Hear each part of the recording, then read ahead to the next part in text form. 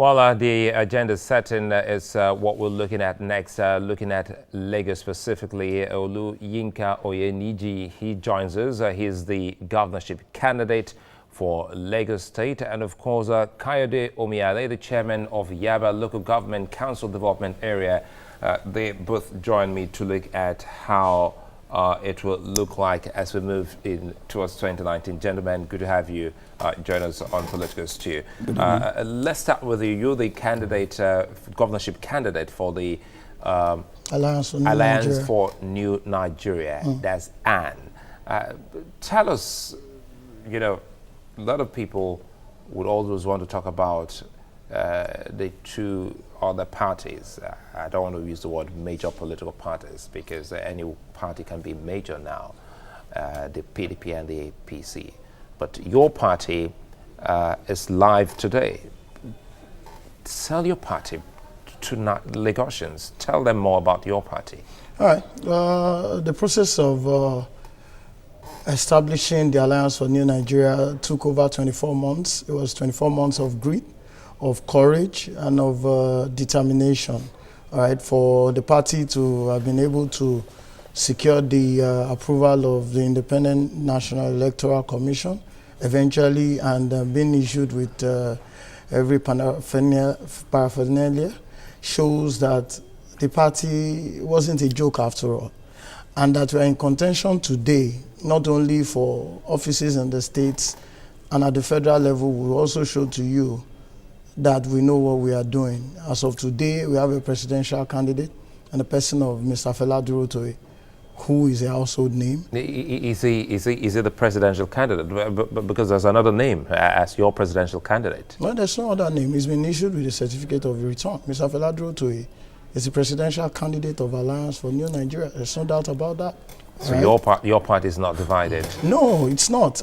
What we have now come to realize, which unfortunately is part of the political process in Nigeria, is that propaganda is part of electioneering, and that's a shame. All right, but doesn't happen only in Nigeria; it happens also in the United States. It's been in broad. No, on this matter, it's not propaganda because you had a split. That's what it is, and that's what I'm saying to you. No, when you say there's only one presidential candidate. I'll take that from you. But when you say propaganda, yeah, it would seem as if people just got something out of space. But there was an individual who was there also saying that he was a candidate. The individual has employed machinery of propaganda. What else would I say? All right. If the individual is saying that to a large extent that is raising dust where there is none, with respect to whether we had a convention, did we have a convention? Yes. Was it supervised by INEC? Yes. Did he secure votes? Yes, he had 7 votes at that convention to Fela's 247. So what else can the individual be complaining about? Only a day before the convention, he went into the media and said, I will not be part of the primaries. Even at that, he had delegates who voted for him. So what is he complaining about? Which is what I'm saying to you. And then there have also been supposed divisions along religious lines. I mean, that's what it is in Nigeria. That's a normal tool that politicians use in Nigeria to divide the masses. You use religion, you use tribe, and those have come to play. Okay, we'll come back so that you tell us your agenda, because Lagosians will definitely want to hear your agenda for them. Mr. Omiyale, you are a member of the All Progressives Congress. Sure. And tell us how it is going now. You already have your candidate, and we understand that whether it is the unity group, every group, they all back together as one united APC. Is your party worried that now we have the ANN candidate and we also have Mr. Agbaje of the PDP coming back again for 2019? Well, we don't entertain any fear as regard of anybody contending with us as far as our party is concerned. If you permit me to say that God has already given us Lagos State since the inception of this democratic setting. My colleague here, well, as a politician, they are free to come out. This is a free world. to aspire. And we as a big party, the landlord in Lagos, we welcome everybody to challenge us. Agbaje inclusive. Agbaje, I think this will be the second time that we'll be confronting us at the polls. And we are assuring the Lagosian that we are still going to carry the day. You know, now we're talking about gender. Very quickly, I think if you can, give people a bird's eye view of what is to come, maybe because now it's time for us to sell parties. Let me go back to Mr. Oyeniji, and let's look at your agenda. What are those things that your party is offering that his party perhaps never gave to Lagosians? All right, first of all, we'll talk about transparency. I will talk about sound public financial management. These are the tools with which developing countries are being measured. All right, if you look at Lagos State from 1999 till date, just like you rightly said, APC in different names with the same individuals have been in government. That's what we have had. All right. Now, the unfortunate thing is that Lagos continues to be the doyen of the entire country. So even when Lagos is not performing at its own optimum, people will still believe that compared to other states of the Federation, Lagos is the best. However, it is sad that you compare Lagos with its opportunities and resources with other states that don't have as much in the Federation. What country or what state, how will I benchmark Lagos? I will benchmark Lagos by international standards. What do you have in the United Kingdom? What do you have in the United States of America? If you don't want to go that route, check the South American countries, which probably are not with the best of opportunities as Lagos has. All right? It is in Lagos that you consider that you have so many more roads than other parts of the Federation. However, the roads in Lagos are terrible. At what cost? I can give you an example immediately. The 2018 budget of Lagos State was 1,046 million. 1 trillion. 46 billion was earmarked for security. 46 billion naira was earmarked for security. Will you genuinely say that Lagosians are secured? In all of those years, I've been robbed in K2 before. It's right there in Alakpe. Anytime I see any traffic congestion along the axis and Iyanowuru, I begin to develop goosebumps. It's been there. It was terrible. I felt pity for those who attacked me that night. Bare-chested young people who do not have any sense of belonging in Lagos. So we bring public financial management. Why would I expend?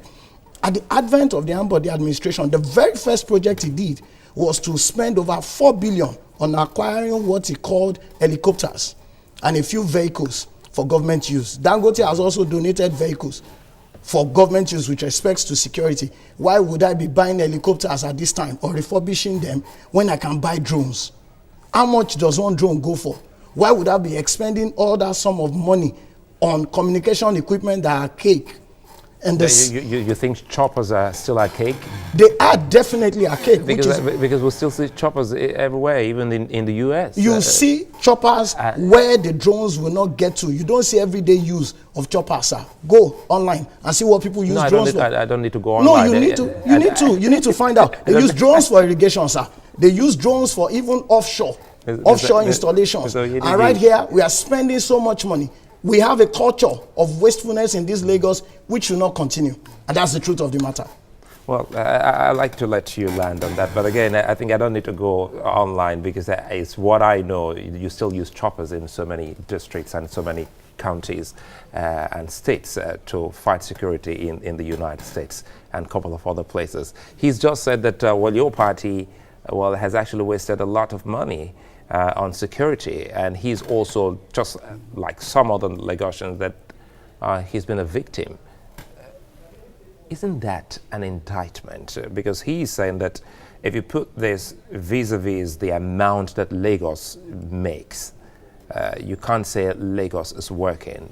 Is that what you mean? It's what it is by international standards. So, well, yes, just like what you mentioned the other time, that in their party there's a lot of propaganda going on as far as their selection of. So that is the same propaganda that has brought into this discussion. You see, in Lagos State, you need to look at how many people are coming to Lagos State every day. even every hour. You see, if we have not been having good governance in Lagos State, who has been responsible in the area of security, in the area of infrastructure, and some other, there could have been a sort of explosion in Lagos State, and in which Nigeria may not be able to manage. If we have not been having good governance since 1999 in Lagos, yes, we are talking about security. In the recent time during Ambode, the Bado from Ikorodu, they came in. They get rid of them within a short period. If it is not, if you don't have good security network, would it be possible? In the recent time, how long have you had any bank robbery in Lagos? I'll come back to you. We'll go on a break, and when we come back, we really want to dwell more on the agenda for both political parties, and specifically, I'd love to hear more of your party because many Lagosians, this is the first time your party is going to the polls in the state. We'll come back and we'll wrap up on this. Well, our closing moments with the two gentlemen here with us in the studios, Mr. Oyeniji. He is the candidate for the governorship candidate for the Alliance for New Nigeria, and of course, Mr. Omiale, who is the chairman of Yaba Local Council Development Area, and we're looking at well, the agenda for Lagos as we move towards 2019. And in wrapping this, perhaps let's talk about your core agenda for Lagosians, because Lagosians really would love to meet you before they get to meet you at the ballot. So tell us more about what, because you've just given us statistics on security and a couple of other things concerning the budget. Let's speak more on the economy of Lagos. How well do you understand the dynamics of Lagos economy? As it is right now, what you will hear members of the Manufacturers Association of Nigeria say is that they are multi-taxed, all right? That we have many taxes that you have to pay in Lagos. And what you also find is that labor laws are almost unenforceable with respect to welfare of staff in Lagos. And what would the employer say to you? It will say that he owes so many regulatory agencies different returns to make. So the first thing we really need to do is to redefine the IGR for Lagos State. I watched a video recently where a senator of the United States said that what the first-class countries are doing to third world countries is wrong. And that is by the fact that they want the third world countries to show how viable they are before they receive aids, financial aids in respect of loans and all of that. Lagos State is in huge debt, the first on the list of debtors, all right, in this nation as of today. But what are we indebted for? All right. For example, I can talk to you about the $200 million education project, a co-project and all of that. Visit the schools. What do you have? The infrastructures are totally run down. We had millennium schools in 1999. Those facts are there. You can't go today and refurbish those schools, all right, because they are what they are right now. Another about $200 million was awarded Lagos State government by World Bank for water. Now, you argued with me about drones. Do you have public source of water in your house? Each one of us, like DSTV, will depend on seaway and other bottled waters to drink. We do not have. And you must understand that even United Nations says that a right to water is a fundamental human right of the child. What water do we drink in Lagos as of today? If anybody is sincere, go into your house, turn the pipe-borne water, and show me that you have potable water coming out of your homes. We don't have that as of today. So we have earmarked at least 5 areas which are cogent for us. Number one, we're talking about education. Free quality education means take the children off the streets. At least 10 million children are on the streets in Lagos. You are in doubt? Go to Oregon, go to Alausa, and see those children keep cleaning windshields. Go to Badagry prison and see where these children have been locked up because they were trading in traffic. The reason why we have booming traffic sales is because children are not in school. Lagos State government should show us what they are doing to keep the children in schools. You don't keep children in school because you are going to serve Indomie noodles. No, you keep children in school because you have put infrastructure and visual aids that can compare with foreign lands. That is the standard Lagos should be keeping. We are talking about empowerment for youth. I understand that there may be vocational skills going on left and right. how much of our youths are exposed to technology and digitization as it is today. We are here at TVC, it looks good and all of that. LTV8, go there and see what broadcast equipment they have. That is a state-owned agency. So what we are going to do is provide the basic necessities of life to citizens and residents of Lagos, irrespective of where you are coming from. Let me quickly bring this to you. Let's look at grassroots governance, which you are an administrator, because some of the things he's highlighted, looking at the children in your locality, like Yaba LCDA, what are you looking, to do as we move towards 2019 to see that these children are off the streets? Well, not that we are waiting for 2019. This is the policy that the Lagos State government have been doing since 1999 in taking the children out of the streets. And don't forget that we have primary education, we have secondary education. And in Lagos State, according to the Constitution, the primary education belongs to the responsibility of the local governments. And virtually all the local government in Lagos State today, at least they pay the teacher salary. In Nigeria today, only Lagos State that we don't have teacher goes on strike. Even no staff, no civil servant is going on strike whatsoever. They collect their salary latest 23rd of every month. And to every local government, in fact, we distribute the stationaries.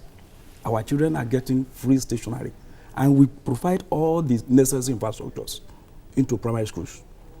As local government are doing that, so also the state government is providing enough stationery to secondary school, enough furnitures, equipping the laboratory and libraries. Do local governments really operate in Lagos?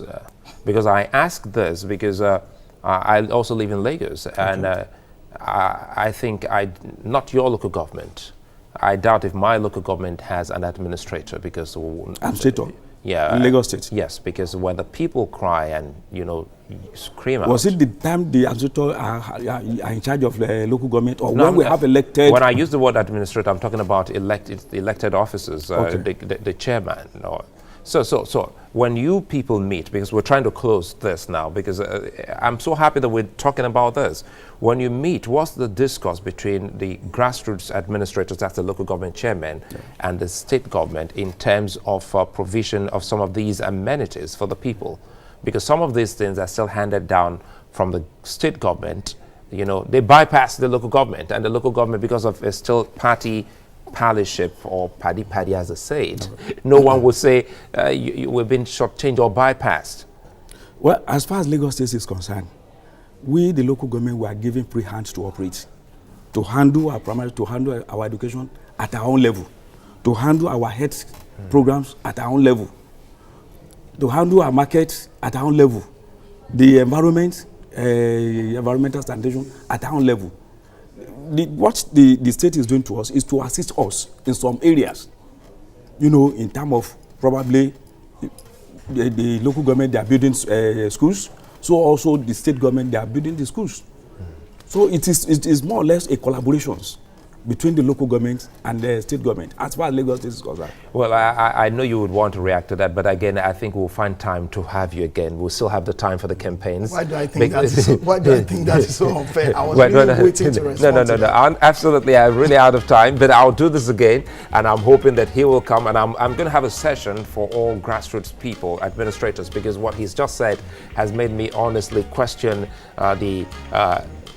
I should say this, the administrators of our Limosho local government. Which is where I'm from. If truly they have a local government administrator, I think we'll call in the administrator to account at this point in time, going by what your colleague has said. If truly you are in charge, then I think it's all messed up. You should do all of that. Gentlemen, many thanks for coming on the program.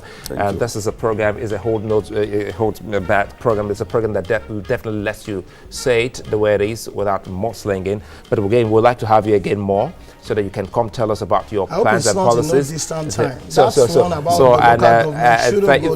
Mr. Oyeniji, and of course, Mr. Omiali. Many thanks for coming on the program at short notice. You were able to make it on the show, and to you, Many thanks for watching. It's a wrap on the show. We'll be back again next Tuesday, and we'll see you then.